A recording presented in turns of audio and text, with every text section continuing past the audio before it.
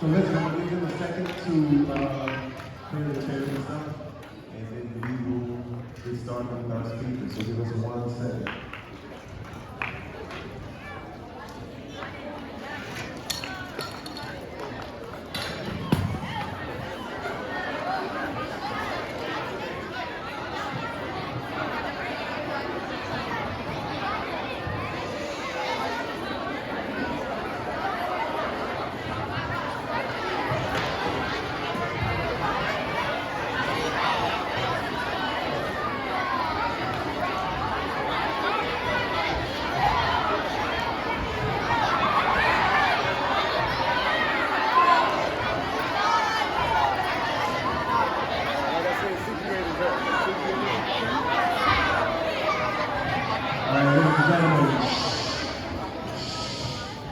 Remember, we have expectations to meet in every setting.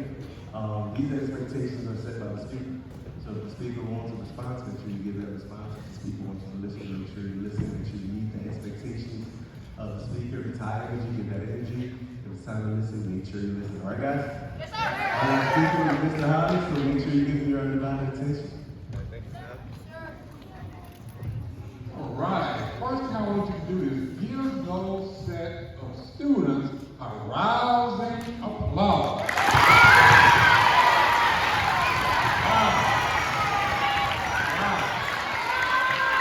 That is awesome. That was really awesome. I love that. Well, I came all the way from Northern Alabama to talk to you about something that's very, very important. What do you see on the screen?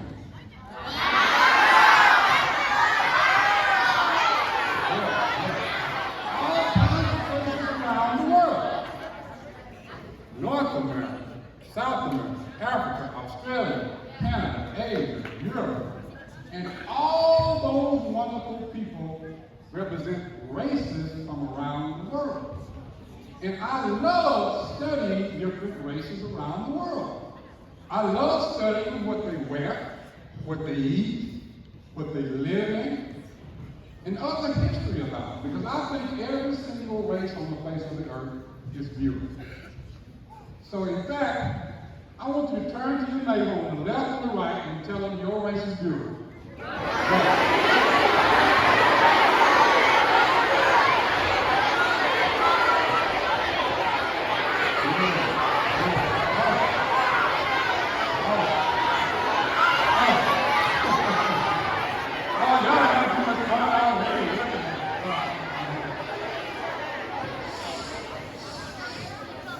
Now, even though I love studying all races around the world, this month is Black History Month. So let's talk a little bit about Black history. You have to understand two really different phases of Black history to really understand Black history. One is African history, which goes back thousands and thousands of years ago. Yeah. And then the other part of Black history is what we would call African American history, which really started around 1300 or so. So we're going to talk about both of those time periods. But I think it's important for us to talk a little bit more about African history because I don't think that we do it enough. And we really need to go back and understand the foundation of Black people, okay? What do you see?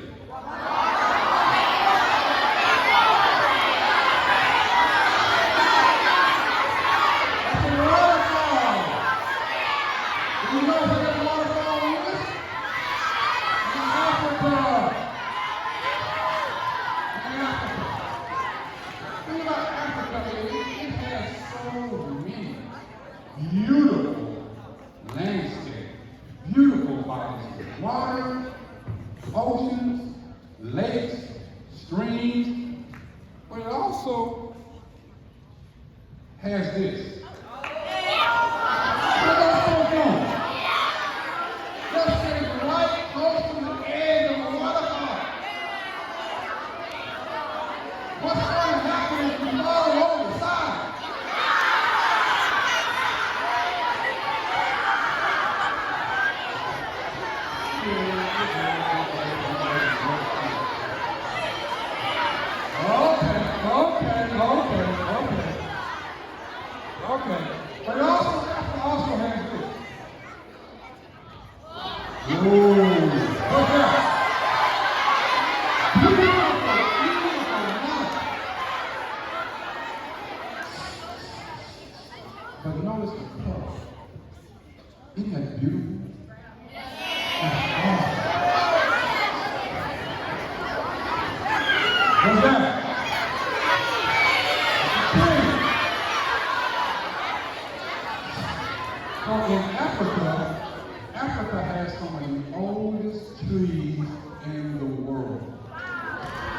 hundreds and hundreds of years old, and they're beautiful trees.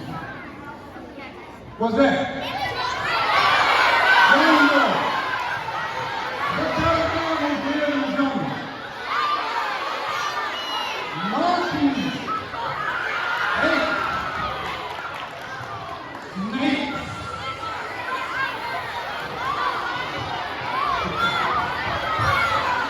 Okay, you get the picture. Now, Africa also has some of the most best, wonderful, exciting, gorgeous animals you ever want to see. Now, when you see the animal on the screen, you have to make the sound that the animal makes, okay? Oh, it's not gonna be good.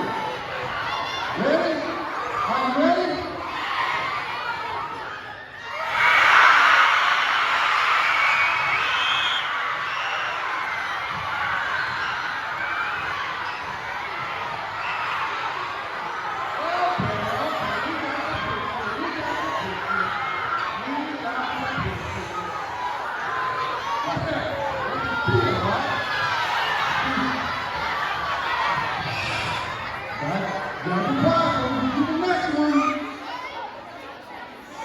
Gotta be quiet before we go to the next one.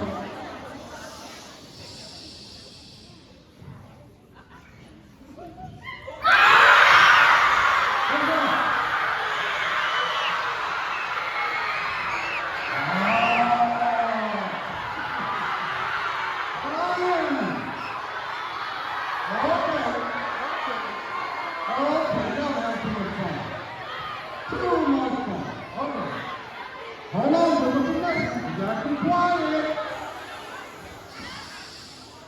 Gotta be quiet before we go to the next one.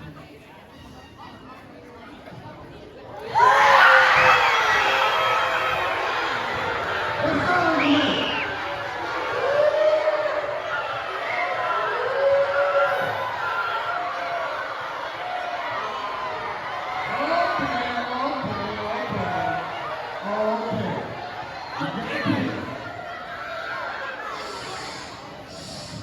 Be quiet.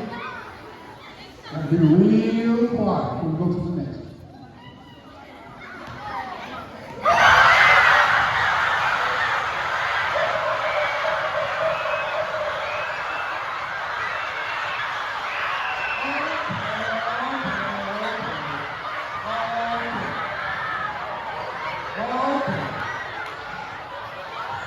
Now, we're gonna go to my favorite. We're going to listen to my favorite. You gotta be quiet though. You gotta be quiet. Here comes my favorite. What?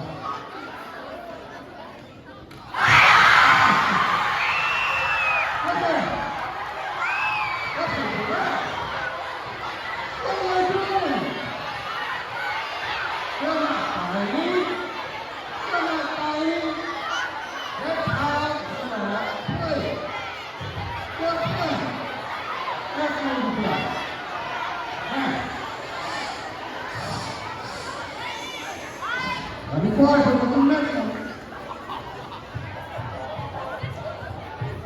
Let's talk a little bit about where do Africans live? What type of houses do they live in? Right?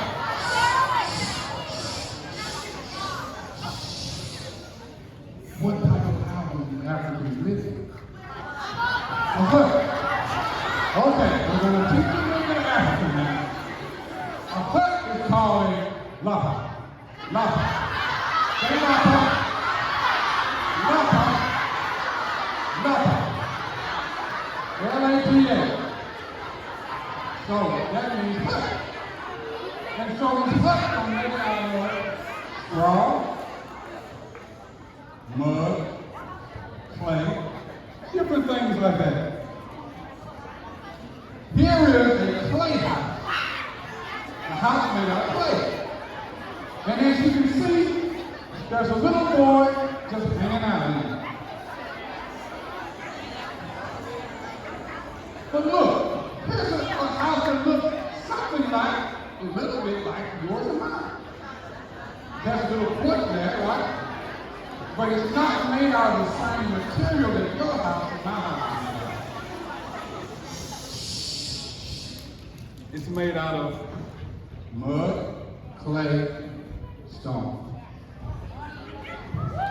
But look at this. Whoa! You mean that's in Africa? Yeah. It's a huge castle in it. Usually reserved for kings, queens, or riches of status, right? So that's a little bit of things about where they live.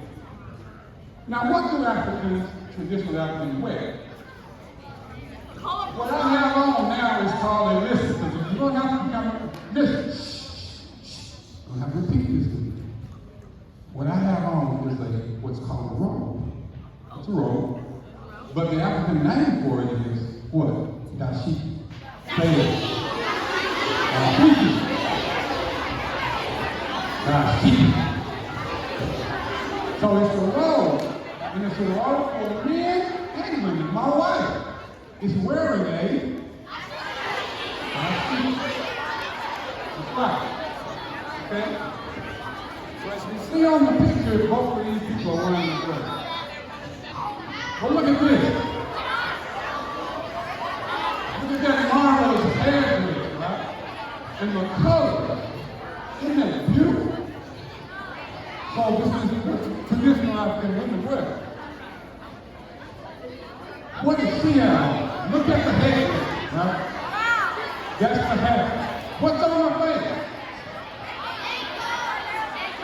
It's paint, right?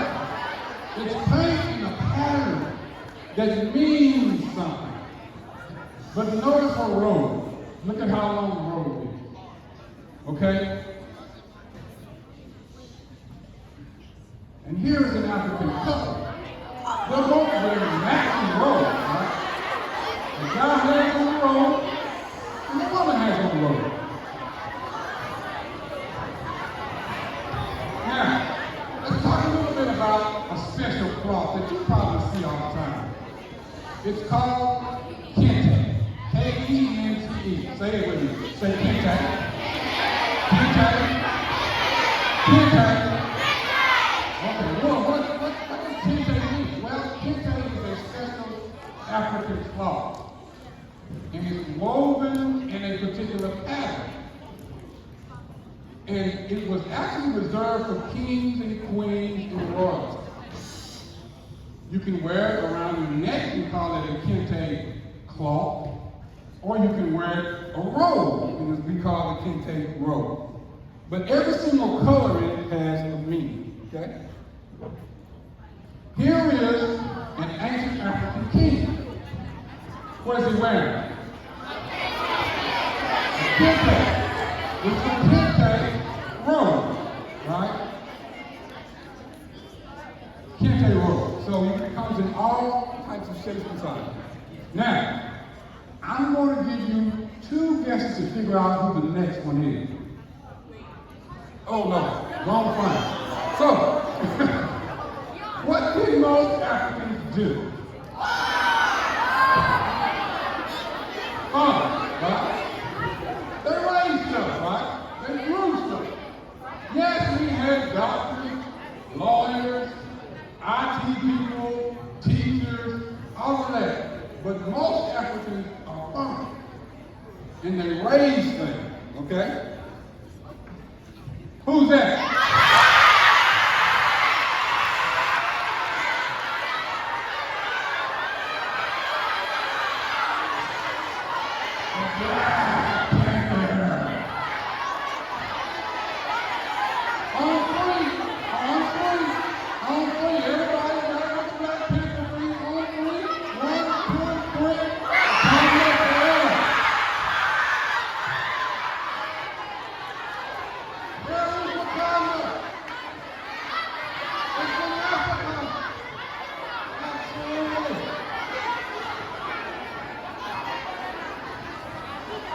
Let's talk a little bit about music. In Africa, they had a lot of different music. And one of the special types was the drum. And one of the reasons that they had the drum was to talk to people who were miles away. So, one particular drum they used to announce the arrival of the king. So let's just say the king is traveling to another village, and the village is miles away. They didn't have no cell phone, so you can't call the village and say, hey, the king is coming. Make sure your house is clean, make sure you have on the best clothes. So what they did was they used these very loud drums, and they would beat them. Boom, boom, boom, boom, boom, boom, boom, boom. And the people in the other village would hear, and they would recognize and realize, uh-oh, the king is coming. We got to get everything ready. So drums were used for communication. Now, let's fast forward from African history to African American history. Now, we know that blacks were brought to America mostly as slaves. But these four gentlemen on the screen were gentlemen who worked and helped to secure black freedom. They either wrote about it or they helped people along the Underground Railroad. So they did various and different things in order to help blacks find freedom, pre-Civil War. Okay?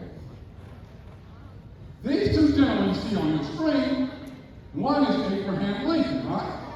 And the other one is Frederick Douglass. And they were very, very good friends. And both of them worked together to secure the freedom for black people. Abraham Lincoln, right, came up with something that's called the Emancipation what? Proclamation, right? That basically announced the freedom of many, many black people. Then came the Civil Rights Movement, where lots of different races worked together to make things better, not only for black people, but for other people as well. So you had lots of people coming together and working for the good of society. Here's some people right here, hand in hand, arm in arm. And notice they're different races. And they're working together to make America a better place. Here's some marchers who was about to march from Selma to Montgomery. Notice they're different races. And they're working together to make things better. Three very important acts that was passed, right? Civil Rights Act of 1964, very, very important to make things better for everyone. The Voting Rights Act of 1965 ensured that people could vote. And the very, very important one, which is why you're here today, Brown versus Board of Education, where the Supreme Court said different races don't have to be separated anymore in school. That everybody can come together to the same school, regardless of your race. So that's why we can look right here, right now, and see how beautiful you all are. And you get to sit in the same classes with each other and learn together.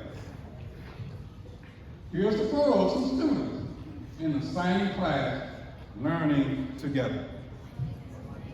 So, find your race on this screen, because it's up there somewhere.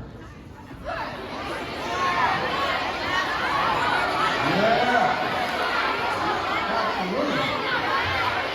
All these races on the screen came together to help to make America a better place. All of them.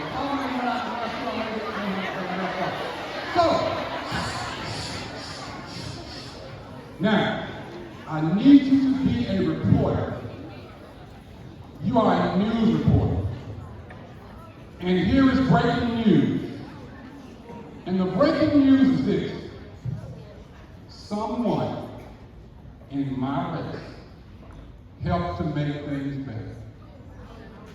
So I need you to say that to the person on your left and on your right. Ready? Go!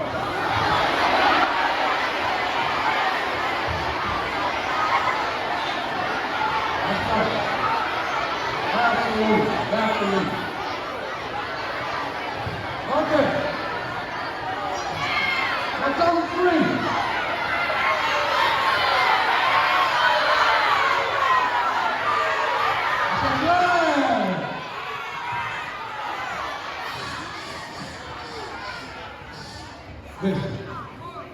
Listen, we live in the greatest country on the face of the earth.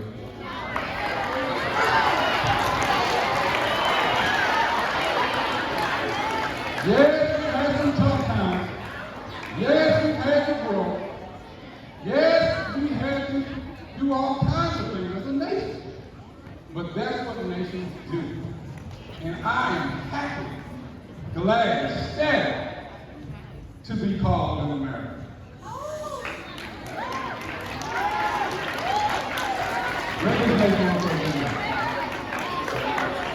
Now, here comes the fun part. How many of you think you can dance?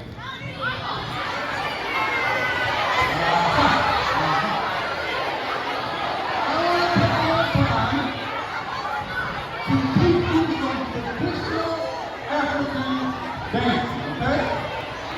Now, we need about 2 people. Let me see.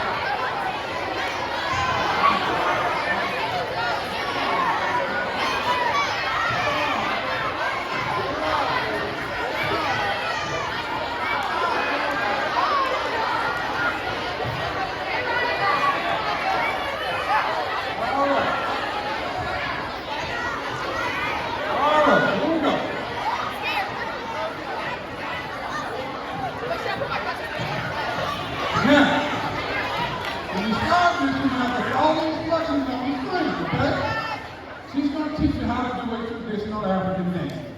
Now, we may even vote on the best dancer when we're done. The best dancer. Hold on. Hold on.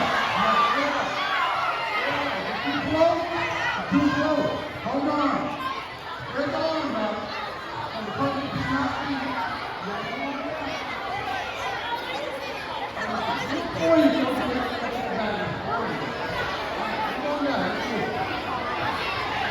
there we go. All right.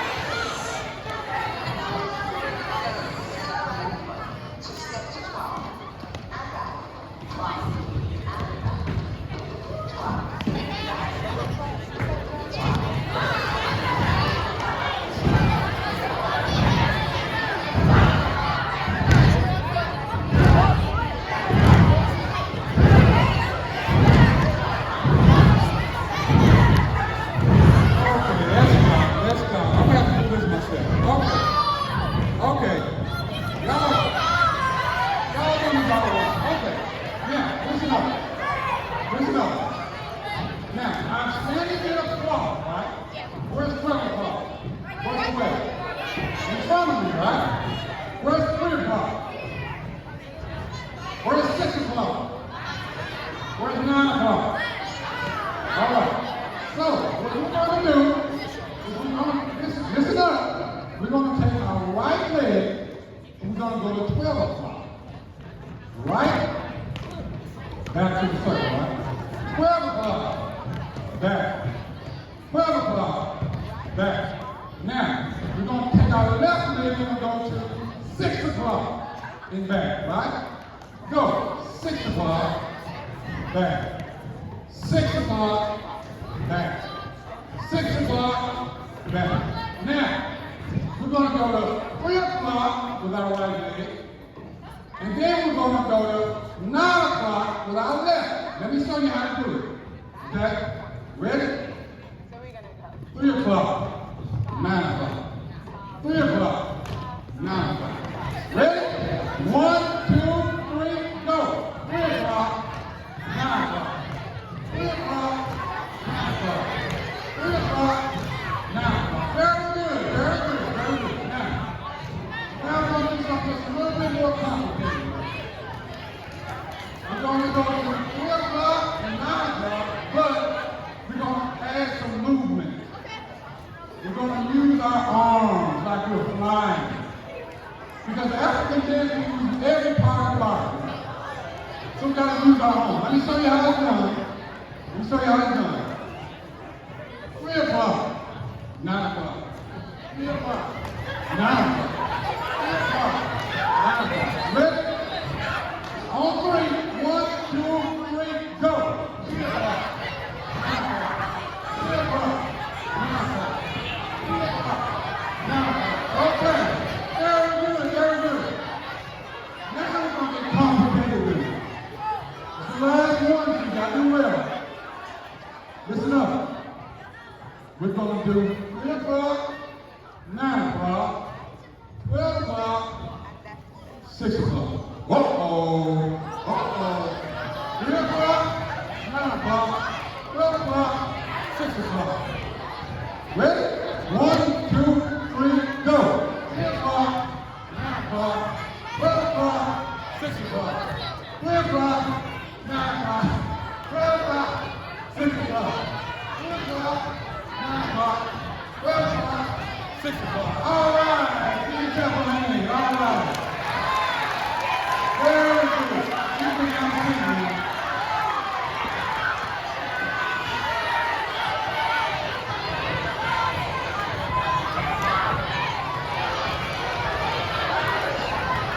Wow. My heart is racing. I'm tired. We can really do nothing.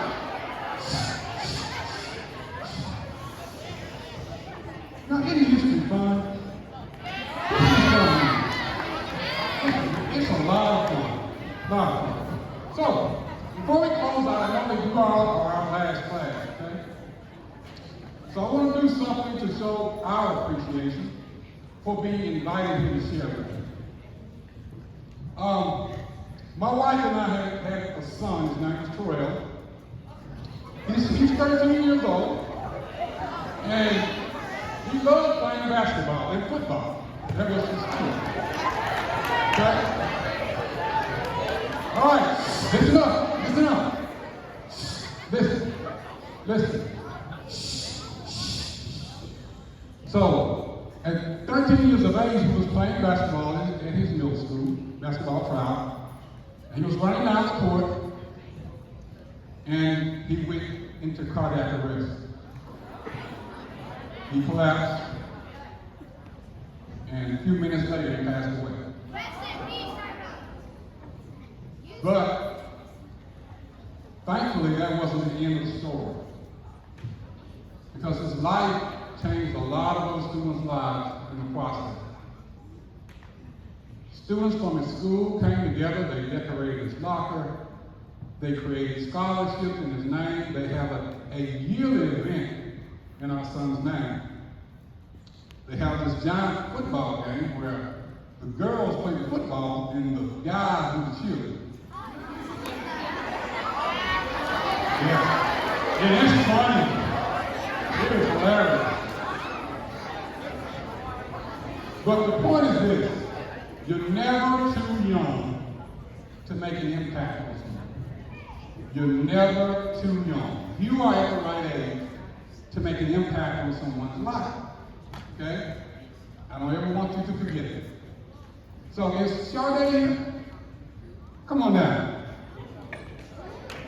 We're going to give her a book about our son's life. It's called Angels Among Us. Oh, Miss Franklin, okay. Here you go. Thank you so much for inviting me.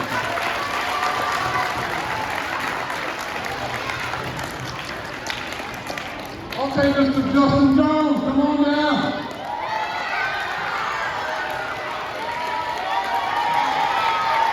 Yay!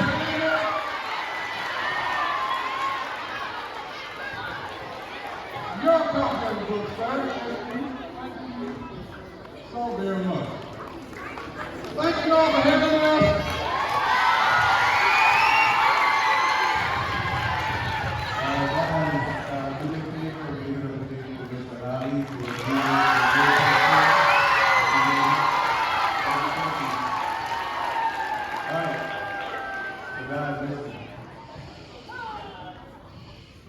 Your attention. So I do want to talk about the presentation, about you guys in the presentation. You overall did a great job. Excellent job. Now, I always want to give you guys credit when I feel it's time to give you credit, because there are times where I always tell you guys stuff about what you need to do and correcting you at times. But what I saw today made me happy. Because the majority of it wasn't 100%.